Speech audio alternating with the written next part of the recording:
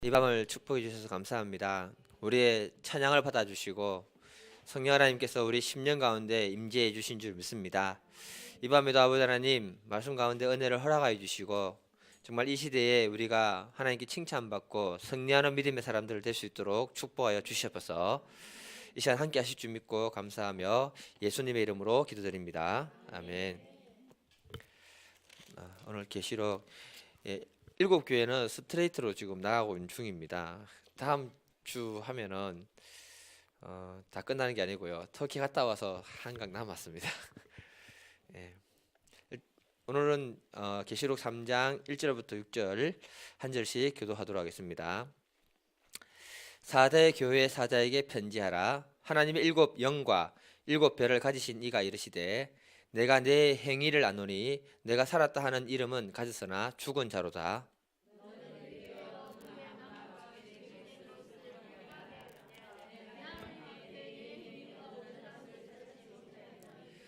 그러므로 내가 어떻게 받았으며 어떻게 들었는지 생각하고 지켜 회개하라.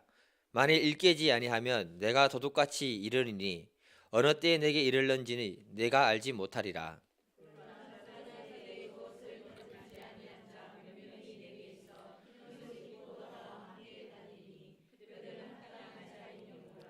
이기는 자는 이와 같이 흰 옷을 입을 것이요 내가 그 이름을 생명책에서 결코 지우지 아니하고 그 이름을 내 아버지 앞과 그의 천사들 앞에서 시인하리라.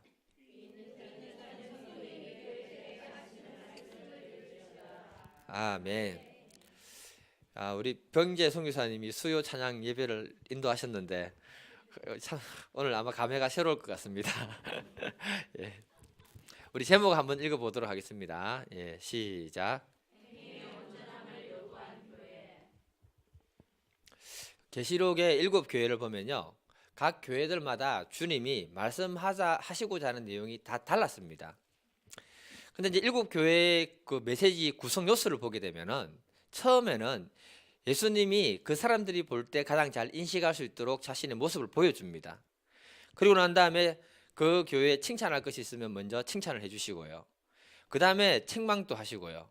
그 다음에 하신 건 뭐냐면은 회개와 권면을 주십니다. 그리고 마지막에는 약속의 말씀을 주심으로 그 말씀을 지킨 자는 복이 있다, 이렇게 하는 게 7 교회의 구성입니다. 그 4대 교회는 주님이 7 영과 7 별을 가진 모습으로 나타났는데요, 7 영과 7 별의 모습으로 나타났다는 것은 뭐냐면 7 영은 완전한 하나님의 모습으로 7 별은 교회라고 얘기했거든요. 그래서 7 교회를 하는데 그 교회를 통치하는 하나님의 모습으로 나타나서 사도교회 교회 이야기하고 있다, 이렇게 생각하시면 됩니다. 그리고 1절부터 주님이 하시는 게 뭐냐면 책망부터 바로 합니다. 뭐라고 하시냐면 내가 내 행위를 아노니 내가 살았다 하는 이름을 가졌으나 죽은 자다, 이렇게 말씀하십니다. 주님은 보통 다른 교회 편지할 때 칭찬부터 했잖아요. 근데 시작하자마자 책망부터 하거든요. 여러분, 이 책망 듣고 좋아할 사람은 있습니까, 없습니까? 없습니다. 책망을 듣는 순간에 마음이 딱 닫혀버립니다. 그래서 반대로 이 칭찬을 하면 고래도 어떻게 합니까? 마음문을 열고 춤을 춘다고 이렇게 얘기하잖아요. 그럼에도 불구하고 우리 주님이 책망부터 했다는 사실은 그 사람들의 신앙에 어떤 문제가 있다는 것을 분명하게 하나님이 지적하고 있다, 이렇게 볼 수 있는 부분입니다. 우리 주님이 4대 교회 책망하시면서 주신 메시지를 통해서 우리에게 어떤 교훈을 주시는지 한번 살펴보기를 원하고요. 또 우리는 주님으로부터 정말 칭찬받는 그런 믿음의 사람으로 살 수 있기를 기도드립니다. 첫 번째 것을 제목을 한번 읽어보겠습니다. 예, 시작. 죽은 신앙의 행위를 살릴 것을 요구하신 주님. 예, 제가 잘못 적었나? 예, 죽은 신앙의 행위를 살릴 것을 요구하신 예수님입니다. 예. 그러니까 주님이 4대 교회에 편지를 하면서 1절에 이렇게 말씀했습니다. 내가 내 행위를 아는데 내가 살았다는 이름은 가졌으나 죽은 자다. 이 말은요, 교회의 이름은 살아있는데 실상은 그 교회가 죽은 것과 다름이 없다, 이렇게 얘기하는 부분입니다. 그래서 이름이 살아있다는 말은 무슨 말이냐면요, 사람들에게 잘 알려져 있다. 이름만 말하면 그 교회라고 할 만큼 인지도가 좀 있는 그런 교회다, 이렇게 생각하시면 됩니다. 이 말에는 무엇이 있냐면요. 예를 들면 이렇습니다. 우리가 그 타 지역으로 이사를 가서 교회를 옮기게 될 경우에 타 지역 교회를 이렇게 먼저 찾아보잖아요. 찾아보면은 인터넷 검색을 요즘 먼저 하십니다. 검색을 하면요. 대부분이 찾아가시는 교회가 어디냐면 큰 교회를 찾아가십니다. 그럼 우리나라 교회 큰 교회 대표적인 교회들 이름이 어떻게 되냐면은 그 지역에 가면 반드시 있는 교회가 무슨 제일 교회. 첫 번째로 세워졌다는 거죠. 첫 번째로 세워지고 우리 교회가 제일 좋다는 의미가 들어 있습니다. 그리고 또 무슨 교회가 많은 줄 아십니까? 그 지역이 중심이 된다 해서 중앙교회. 그리고 또 무슨 교회가 많냐면 남쪽으로 내려가면 무슨 교회가 있다? 예, 잘 아시네요. 동쪽으로 가면? 예, 서쪽으로 가면? 다 있습니다. 이런 교회들이 대부분이 큰 교회들입니다. 예. 저는 지금 그 교회들을 욕하는 게 아닙니다. 이해를 시키기 위해서 지금 얘기해 드리는 거예요. 이것처럼 4대 교회 하면 그 지역과 다른 지역에서도 그 교회 내가 안다 이렇게 말할 정도로 이름이 있다는 거예요. 그리고 내가 4대 교회를 다닙니다 이렇게 말하면 사람들이 정말 좋은 교회 큰 교회 다니시네요 이렇게 얘기가 나온다는 겁니다. 그 정도로 이름 있는 교회라고 말을 했는데 이것은 언제까지나 사람들이 겉으로 볼 때 그 교회를 평가해서 하는 말들이고요. 중요한 것은 우리 주님은 겉으로 나타난 것을 평가한 것이 아니고 그들의 영적인 상태와 그들의 실제적인 신앙 행위를 보고 평가를 했는데 이름은 알려져 있고 살아있지만 실제는 죽은 교회와 똑같아 이렇게 책망부터 해버렸다는 겁니다. 이 사실을 통해서 우리가 주의 깊게 한번 생각해 봐야 되는 것이 있는데요. 우리들은 늘 사람의 눈으로 평가되어지는 그 모습에 굉장히 신경을 쓸 때가 많이 있습니다. 그것도 중요하지만 하나님이 내 마음 중심 내 생각을 어떻게 보시는가에 우리는 초점을 맞춰야 된다는 것을 말하고 있는 부분이에요. 우리들은 사람의 눈으로 평가되는 것에 중심을 가지다 보니까 때로는 내가 교회 목사인데 장로인데 권사인데 이런 의식 구조를 가지기가 쉽습니다. 이 의식 구조는 나쁘다는 것이 아니고요. 그 직분에 어울리는 개인의 영성과 믿음이 뒷받침되지 않으면 4대 교회와 같은 말을 들을 확률이 많아진다는 것을 말하고 있는 거예요. 우리가 신앙인으로서 영적인 자존감을 가지고 하나님 앞에서 사역하는 것하고 우리가 교회에서 어떤 특권 의식을 가지고 사람들 앞에서 사역하는 것은 좀 다르다. 그 말을 하고 있는 겁니다. 목사와 장로라는 귀한 직분을 가지고 주님의 몸된 교회와 성도들을 어떻게 잘 섬겨주고 또 그런 마음으로 어떻게 주님의 몸된 교회를 세워가는가에 따라서 그 직분도 이름이 살아있는 것이고 주님께 칭찬받는 사람으로 바뀌게 되는 거예요. 그러면 우리 주님은 그 직분에 대한 상급으로 우리에게 주시게 되는 겁니다. 그런데 이름만 있고 겸손하게 주님의 몸된 교회를 섬기지 않으면서 여러 가지 문제를 일으키다 보면 4대 교회와 같은 책망을 받을 수 있다. 이런 말이 그 안에 포함되어 있다고 저는 생각합니다. 오늘 안타까운 것은요. 직분에 대한 특권의식이라든지 이름만 있지 그 직분을 하나님이 기뻐하는 그 일에 사용하지 못하는 분들이 있다는 겁니다. 그러니까 이건 다른 사람 말이 아니고요. 남의 문제가 아니라 제 문제라고 저는 생각할 때도 많습니다. 그래서 이런 부분이 있을 때 늘 경계하고 있는 모습도 있는데요. 이런 문제가 하여튼 간에 오늘날 교회 안에도 여전하게 4대 교회처럼 있다. 이렇게 생각하시면 됩니다.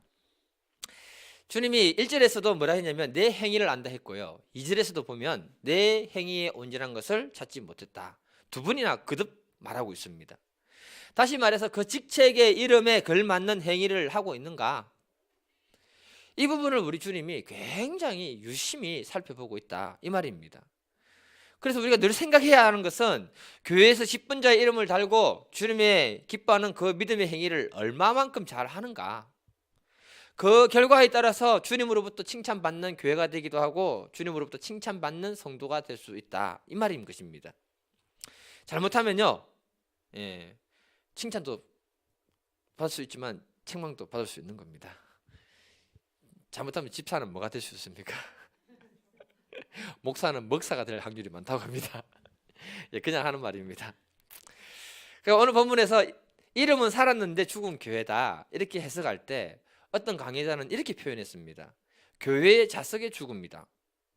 저는 이 부분을 갖다가 읽으면서 해석이 좀 특이하다 그 생각을 가졌습니다. 계속 읽어보니까 그 의미가 제 마음에 왔는데요. 수많은 사람들이 교회로 와서 그 자리를 채우고 참석하고 있는데 실제 그들의 표정을 통해서라든지 그들이 어떤 영적 의욕이라든지 하나님께 대한 열심이라든지 이런 것들을 드리지 못하고 멍하게 있다가 가는 사람들이 많다. 그 사람들의 육은 살아있지만 영은 죽은 상태와 똑같다. 그래서 교회 자식의 죽음이다. 나는 이렇게 말하고 싶다. 강조하시더라고요. 그냥 의미가 가슴에 와닿았습니다. 우리 2절을 같이 한 번 더 읽어보겠습니다. 2절을 한 번 더 읽어보겠습니다. 시작.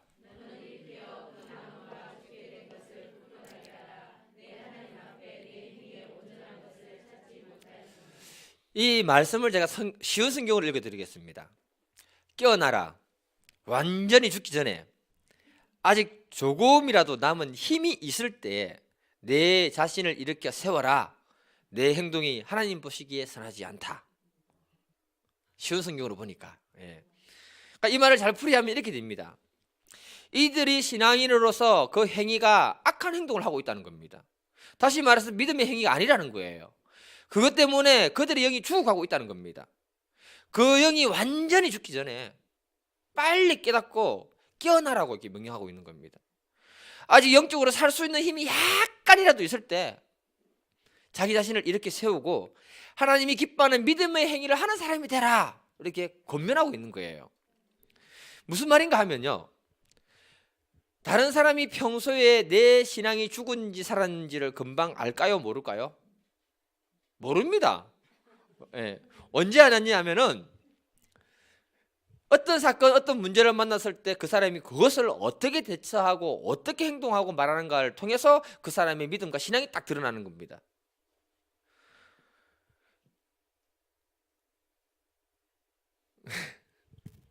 그런 거예요. 그런데 하나님은요, 우리의 마음의 중심을 보시잖아요. 항상 우리의 영적인 상태가 어떤지를 잘 안다, 모른다? 잘 안다는 거예요. 그래서 그 행위가 지금은 악한 것이고 마귀가 유혹하고 있는 심각한 죄 문제인데 계속해서 끌려다니면 너의 영이 나중에는 완전히 죽게 될 것이다. 사탄의 밥이 될 것이다. 그러기 전에 깨어나라. 약간이라도 영적인 힘이 남아있을 때 하나님 편에 서서 선한 믿음의 행위를 하는 사람이 되라. 이렇게 말하는 겁니다.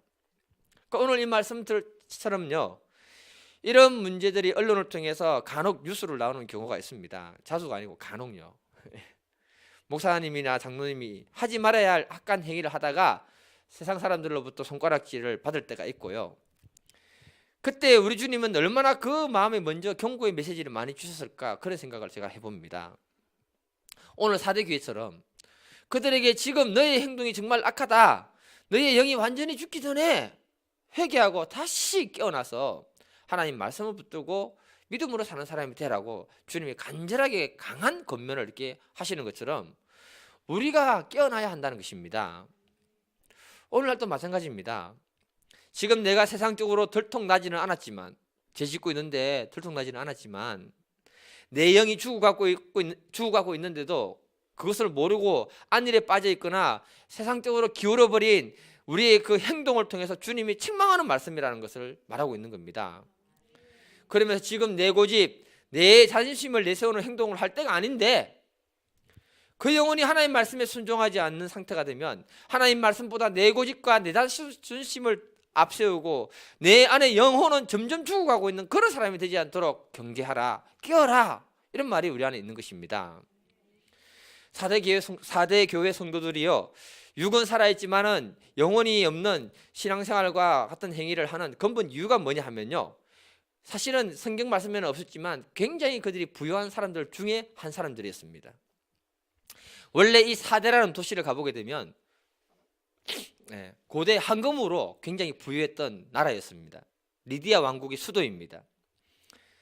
지금도 그 지역에 가게 되면 사금과 황금이 이렇게 많은 그런 이렇게 지역이라고 합니다. 그리고 두아디라, 4대 위에 두아디라 교회가 교통의 요충지였다면 역시 4대도 그 지역을 지나가야 할 만큼 교통의 요충지였고요. 그 시대에 직물과 염색, 그리고 이교 제사와 무역이 성행했기 때문에 굉장히 돈을 많이 벌었던 사람들이 이곳에 4대 사람들이었습니다. 그러니까 그들에게 하나님이 물질적 풍요를 하나님 주셨는데 난 그것은 하나님 축복이라 생각하거든요. 문제는 기가 멍멍하네요. 네. 문제는 물질적 풍요가 영적 풍요로 이어지지 못했다는 것입니다. 이들은 신앙생활을 했지만 하나님을 진심으로 찾아야 할 만큼 간절함도 없고요, 영적 소원이 없었지만 그래도 충분히 기쁘게 즐겁게 잘 살면서 신앙생활을 하는 사람, 이렇게 생각하시면 됩니다. 그리고 교회에 와서 많은 행위들이 있었지만 그 안에 하나님을 향한 간절함과 사랑이 담겨있는 믿음의 행위는 없었다, 그렇게 보시면 되는 겁니다. 지금까지요, 우리가 교회들을 에베소부터 쭉 이렇게 살펴보았잖아요. 에베소의 문제는 이단들이 와서 문제를 일으키니까 그걸 차단하다 보니 사랑이 없는 문제를 지적했습니다. 서무나 버가모, 두아디라 가보게 되면 외부적인 핍박들이 많이 있어서 사람들이 죽었습니다. 그리고 내부적으로는 발람과 이세벨 또는 니골라당 같은 이단들의 문제가 계속해서 공격하고 있었습니다. 그런데 4대 교회는요, 이런 문제를 하나도 말하지 않고 있다는 것 아세요? 외적으로 핍박도 안 받고 박해도 없으면서 교회 내적으로 이단이나 다른 문제도 전혀 없었다는 겁니다. 차라리 어떤 문제가 하나 있었으면 그 문제 놓고 주님께 뜨겁게 기도하면서 자기 신앙을 살릴 수도 있었을 건데 그런 문제도 없었다는 거예요. 그 4대 교회를 망치게 되는 가장 큰 요소가 뭐냐? 육적으로 풍성해서 아무런 문제 없고 근심 없는 그 부분의 문제가 오히려 그들을 갖다가 영적으로 힘들게 만들어버렸다, 이 말을 하고 있는 겁니다. 이걸 다르게 얘기하면요, 이래 됩니다. 사탄이 볼 때요, 외적으로 내적으로 공격할 이유가 없었던 교회가 4대 교회였다. 사탄이 볼 때. 왜? 이미 세상적인 것들로 만족해서 그 영들이 죽어 있는데 괜히 잘못 건드리면 어떻게 됩니까? 그 영들이 깨어나거든요. 그러니까 외적으로 또 핍박 주지 말고 건드리지 마라. 내적으로도 이단 같은 거 보내서 고민하지 않도록 만들어 주시는 거예요, 사탄님이. 다시 말해서 교회에 이단이 공격한다는 것은 교회가 아직도 살아있다는 말이에요. 4대 교회처럼 완전히 죽어버리면 사탄도 건드리지 않고 지나간다. 깨우지 마라. 예. 그러니까 우리가 깨달아야 됩니다. 현재 내 삶에 어려움이 있고 기도해야 하는 문제가 있다는 것은 오히려 그것이 나를 영적으로 살게 하는 축복의 도구다. 문제가 없는 가정, 문제가 없는 교회도 중요하지만 오히려 그 문제가 있기 때문에 내가 깨어서 기도할 수 있고 더 큰 하나님의 은혜를 간구하고 있다면 우리는 그걸 선택해야 되는 거예요. 하나님은 우리를 사랑하시기 때문에 한 가지 정도의 기도의 목은 다 주셨습니다. 아무것도 없으면 발에 무덤이라도 하나 주셨습니다. 그래야 우리가 기도하면서 영적으로 살게 된다는 거죠. 이게 축복이라는 겁니다. 제가 어떤 목사님 설교하는 그 설교를 들으니까 예화를 들은 게 있는데, 영국 위쪽에 먼 바다에서 청어를 산채로 잡아서 팔면은 비싼 가격에 판대요. 근데 그 고기를 잡아가지고 배에 실으면 오는 도중에 배가 흔들리니까 그 안에 물고기들이 멀미해가지고 대부분 다 죽어버린대요. 그래서 살려서 가져올 수가 없답니다. 근데 어떤 어부는 그 물고기를 산채로 잡아가지고 굉장히 비싼 가격에 판 거예요. 그 비결이 뭘까? 알고 보니까 그 청어를 잡았을 때 그 물고기의 천적인 바다 메기, 그걸 갖다가 한 2마리 집어넣어 놨대요. 이 청어들이 바다 메기에게 잡혀 먹히지 않으려고 정신 바짝 차리고 빠릿빠릿하게 움직이다 보니까 그 긴장감이 그 판매단까지 갈 때까지 있어가지고 한 마리도 죽지 않고 살았다는 겁니다. 그 말에 의미가 있어요. 예. 바다 메기가 청어를 잡아먹으면 다 잡아먹겠습니까? 한 몇 마리밖에 못 잡아먹어요. 이것처럼 우리들의 삶에 어떤 문제 하나가 있어서 내가 깨어 기도할 수 있다면, 하나님을 찾을 수만 있다면 그것이 내 영혼을 살리게 되는 것이고 그것이 우리의 삶의 축복이라는 것입니다. 4대 교회는 너무 물질적으로 풍요했고요, 영적으로 긴장감이 없는 그런 교회였기 때문에 그들이 무너졌다라고 말하고 있습니다. 우리 하나님은 우리의 마음의 중심을 보시는 줄 믿습니다. 우리 마음의 중심이 주님의 없는 교회를 사랑하고 주님을 사랑할 때 주님은 우리를 칭찬하시게 되는 줄 저는 믿습니다. 두 번째 소제목 같이 한번 읽어볼게요. 예. 시작. 주님은 4대 교회를 책망하시면서 3절에 이렇게 경고합니다. 3절 읽겠습니다. 3절 시작. 그러므로 내가 어떻게 받았으며 어떻게 들었는지를 생각하고 지켜 회개하라. 만일 일깨지 아니하면 내가 도둑같이 이르느니 어느 때에 내게 이르는지 내가 알지 못하리라. 3절을 가만히 보면 주 동사를 한번 보세요. 동사. 강조하는 게 뭐냐? 생각하라, 지키라, 회개하라. 이겁니다. 생각하고 지키고 회개할 것이 뭐냐? 너희들이 어떻게 복음을 받았고 어떻게 복음을 들었는지를 생각하고 지키고 회개하라. 이 말입니다. 이들이 이렇게 심각하게 된 것은 처음에 받았던 그 복음, 처음에 들었던 그 복음을 무시했기 때문에 그렇다. 이렇게 얘기하는 겁니다. 이 지역은 사도 바울이 에베소에서 사역할 때 그때 성령의 역사가 일어나면서 아시아 지역에 많은 사람들이 퍼지면서 복음이 전파되었다라고 기록하고 있습니다. 사도행전 19장 10절을 보게 되면요. 같이 읽겠습니다. 시작. 19장 10절 시작. 2해 동안 이와 같이 하니 아시아에 사는 자는 유대인이나 헬라인이나 다 주의 말씀을 듣더라. 여기 아시아가 뭐냐? 7교회가 있는 이 지역 전체가 아시아 지역인 것입니다. 그때 복음이 다 전파되었다. 이렇게 말합니다. 이때 사도 바울이요. 굉장히 열정적으로 복음을 전했고 그때 그들이 순수하게 그 복음을 받아들여 가지고 그 말씀대로 살았다는 것을 이렇게 말하고 있는 겁니다. 여기서 우리에게 주는 교훈이 있는데요. 처음에 받아들일 때 아무것도 모르니까 그대로 순수하게 받아들이고 아무것도 모르니까 이렇게 살아야 된다고 시키면 그대로 살았다는 거예요. 그렇게 해서 열심히 살다 보니까 복음을 전하다 보니까 교회가 성장하고 커지게 된 거예요. 문제는 뭐냐? 시간이 지나면서 신앙생활에 요령이 생겼다는 겁니다. 뭐가 생겼다? 요령. 뭐하고 같은가 하면요. 남자들이 군생활할 때 이런 말 합니다. 적당히 요령껏 잘해라. 이게 묘수입니다. 적당히 요령껏 잘하는 것. 고수가 아니면 못합니다. 이거. 군대 처음 가게 되면은 긴장해서 졸병들에게 일을 시키면요. 애들이 일을 못해요. 그래서 걔들은 시키면 시킨 대로 아무 생각 없이 막 열심히 합니다. 상병 쭉 되면요. 알 것 다 합니다. 그때부터는 일을 시키면요. 상황에 따라서 그 일을 할 수도 있고 안 할 수도 있고 또 적당히 욕을 안 들어 먹을 만큼만 일을 하는 재주가 생깁니다. 그때부터. 그리고 어떤 대가가 주어지지 않으면 그 일을 하지도 않습니다. 저 태권도 가르치라는데 안 가르쳤습니다. 왜? 면회 왔는데 외출해서 밥 한 끼 먹고 오는데 그걸 안 해주더라고요. 배 째라 하고 뭐 들어놓고 붙죠. 제가 태권도 안 가르쳐가지고 우리 본부 중대는 태권도가 안 됐습니다. 예. 그러니까 이게 군생활의 요령입니다. 예. 그러니까 4대 교회는요. 처음 사도 바울이 가르쳐 줬을 때는 사도 바울이 얼마나 열정적인 사람이고 복음에 완전 올인했던 사람입니까? 그대로 시키는 대로 했다는 거예요. 그래서 신앙도 성장했고 교회도 성장했고 그 교회 이름이 다른 지역의 사람들에게까지 알려졌던 그런 교회라는 겁니다. 문제는 시간이 지나면서 신앙생활에 잘못된 요령이 그들에게 들어온 거예요. 처음 복음을 듣고 받은 대로 행동하지 않았다는 것입니다. 그래서 어떻게 복음을 듣고 받았는지 생각하고 지키고 회개하라 이렇게 책망하는 겁니다. 우리가 이 땅에서 신앙생활을 하기 때문에 늘 세상과 접하게 되어 있습니다. 이때 우리에게 들어오는 유혹 앞에서 요령껏 신앙생활을 하다 보면은 우리의 신앙을 더럽히게 되는 거예요.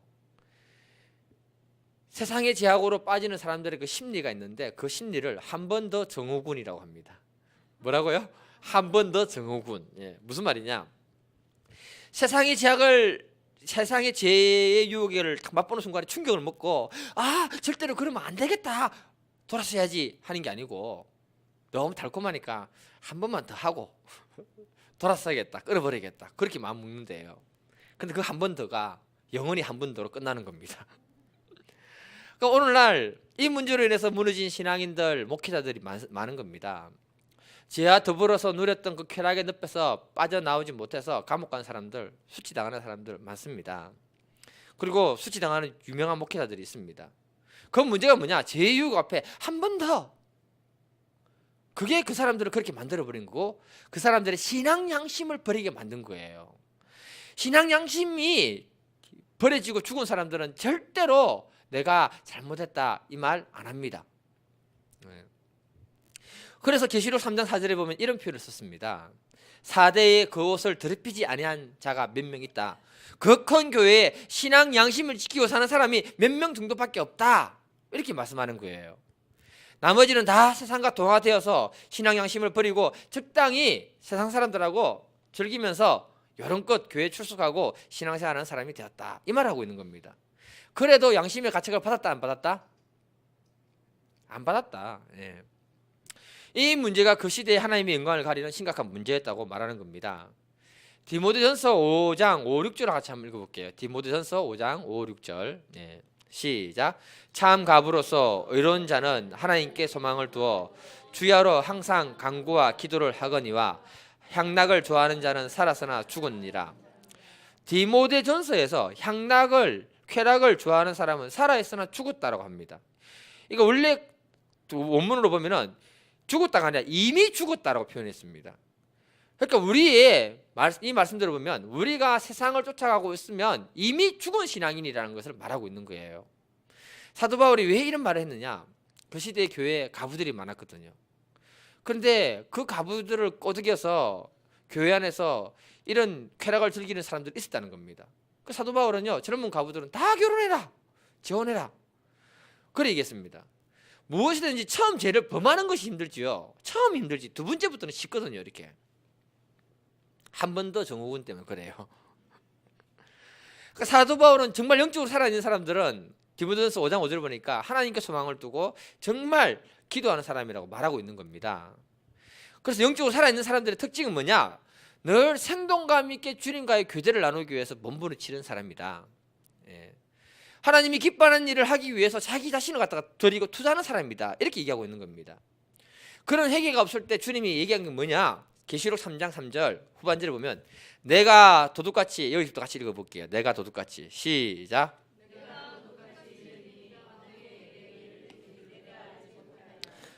우리 주님이 도둑같이 오신대요. 이 말은요, 4대 교회의 역사적 사건을 근거로 해서 말했는데 이 말만 하면 그 지역 사람들은 다 알았다는 말이에요. 무슨 말이냐? 리디아 왕국이 그 시대에 굉장히 부자였습니다. BC 6세기에 크레수스 왕이 다스렸던 시대입니다. 이 4대를 가보게 되면 삼면이 산이 둘러져 있고요, 남쪽으로 들어가는 그 길이 꼬불꼬불하면서 좀 가파릅니다. 그러니까 이곳에 그 산 쪽에 그 성벽을 쌓아 올려 가지고 자연적인 거의 천연 요새와 같은 그런 곳입니다. 그런 곳에 크레수스 왕이 수도를 세웠고 황금과 군사력으로 내어서 굉장히 교만했던 사람입니다. 그래서 이 사람은요, 교만 때문에 망했던 사람인데 나중에 누가 여기를 쳐들어오냐면은 고레스 왕이 쳐들어옵니다. 고레스 왕, 성경의 고레스 왕 아시죠? 같은 동시대 사람이에요. 동쪽에서 바벨론을 무너뜨리고 신페르시아 제국이 일어날 때 그때 출발해 오는 겁니다. 그러다가 서쪽으로 오다가 이 크레수스 왕하고 이렇게 딱 부딪히게 된 거예요. 그런데 전쟁에서 밀리니까 난공불락의 요새인 자기 성으로 돌아와서 숨어버린 겁니다. 그 성을 점령하려고 포위했는데 점령할 방법이 없는 거예요. 그런데 그 성을 지키던 한 병사가 투구를 떨어뜨린 겁니다. 투구 떨어뜨리면 질벽에서 떨어져 내려갈 때 떼굴떼굴 소리 굴러나가는 소리 있잖아요. 그때 그 병사 중에 한 사람이 몰래 비상통로로 내려와가지고 그걸 줍고 올라가는 것을 고레스 병사가 본 거예요. 그래서 그날 밤에 쳐들어가가지고 그날 밤에 무너뜨렸던 도시가 뭐냐면 이 4대 지역이라는 것입니다. 그래서 주님이 뭐냐, 도둑같이 임한다. 그 도둑같이 고레스 왕이 임해가지고 고레스 왕이 누렸던 부귀 영화와 모든 것들을 다 빼앗아 버렸습니다. 그 사람들에게 도둑같이 임할 것이다 이 말만 해도 그 경고가 얼마나 무슨 말인지를 정신 부쩍 들면서 알게 해주신다는 거예요. 제가 이런 경우가 있었습니다. 신앙생활 하다 보면 하나님의 경고를 직접 들을 때가 있거든요. 제가 터키에서 가이드 생활을 하다 보니까 여자분들을 상대로 이렇게 많이 할 때가 있습니다. 이것도 서비스업이기 때문에 상대할 때 상대방의 기분이 안 상하도록 잘 이렇게 좀 대해줘야 되는 경우들이 많습니다. 그러다 보면 간혹 여자분들 중에는 제가 너무 매너 좋게 보이고 멋지게 보이고 유능한 사람 같이 보는 거예요. 그럼 이맛집 호텔로 가면 차 한잔 하자는 사람들, 또는 한국에 와서도 메일을 열심히 보내주시는 분들, 그것도 모자라서 뭘 사서 뭐 택배로 보내주시는 분들, 예. 거짓말 아니면 있었습니다. 많이. 처음에는 경계하면서도요, 시간이 지나면서 나도 모르게 은근히 즐기게 되는 거예요. 참 사람이 희한하더라고요. 경계심이 무너지는 겁니다. 그때 내 양심에 먼저 경보가 왔습니다. 너 조심해. 예. 근데 그거 무시했거든요. 근데 한 번은 하나님으로부터 직접 내 아버지를 기억하라. 도둑같이 이 말이나 그 말이나 내 아버지를 기억하라는 말이나 똑같은 말이에요. 강한 경고의 메시지 주셨는데 내가 기도할 때 그 경고의 메시지를 들은 게 아니고요. 길 가다가 걸어가다가, 예. 굉장한 충격이었습니다. 소름이 샥 돋더라고요. 이렇게. 그 자리에서 바로 회개했습니다. 그리고 그 다음부터 은혜 사모에게 매일 관리해라, 뭐 다 이렇게. 저는 전화번호에 제 전화에 패턴 안 걸어놨습니다. 절대로. 언제든지 수시로 확인하십시오. 매일도 비밀번호 안 바꿉니다. 예, 늘 그 자리에 있습니다. 예. 안 그러면 마귀가 틈타기 때문에 그런 거예요. 하나님은 그 사랑하는 백성들을 위해서 경고의 메시지나 회개의 메시지를 직접 주실 때가 있다는 거예요.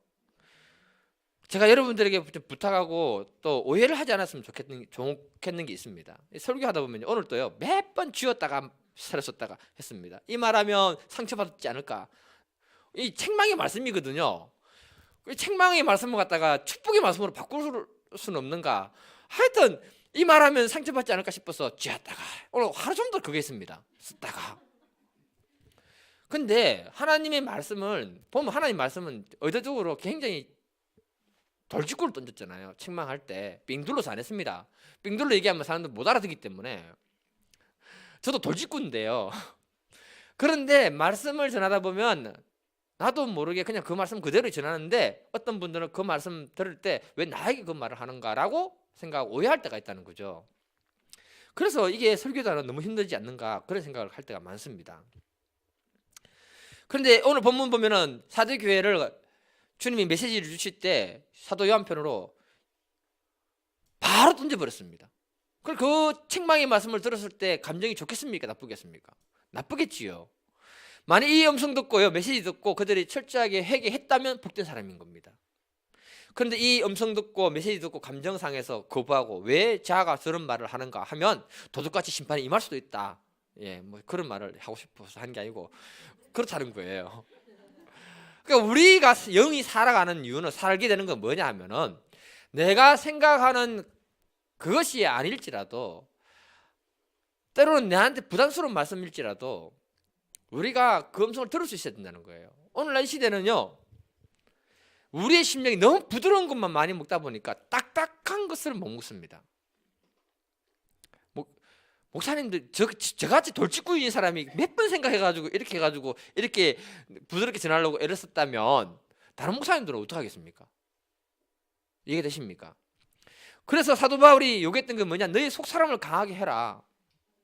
속사람이 강할 때 우리가 유혹에 넘어지지 않고 이기게 되고요, 속사람이 강할 때 때로는 하나님 말씀이 딱딱하게 내 심령 가운데 다가올더라도 받아 먹고 소화할 수 있는 힘이 생기고요, 회개의 음성을 주었을 때 그 말씀 듣고 회개할 수 있는 믿음의 사람으로 되는 거예요. 그래야 우리의 삶에 도둑 같은 지향이 임하지 않는 겁니다. 주님이 4대 교회에 그 강한 메시지를 주시고 난 다음에 이렇게 말했습니다. 3장 5절 보면요, 같이 읽겠습니다. 시작. 이기는 자는 이와 같이 흰옷을 입을 것이요 내가 그 이름을 생명책에서 결코 지우지 아니하고 그 이름을 내 아버지 앞과 그의 선사들 앞에서 시인하리라. 그 시대가 얼마나 악하든, 오늘날 이 시대가 얼마나 악하든 하나님 말씀을 듣고 회개만 할 수 있다면, 믿음으로 바로 자신을 세울 수만 있다면 거룩한 신부가 되도록 하나님이 거룩한 옷을 주시겠다라고 말씀하시는 겁니다. 우리가 결코 생명책에 지워지는 그런 일이 없기를 간절히 기도드립니다.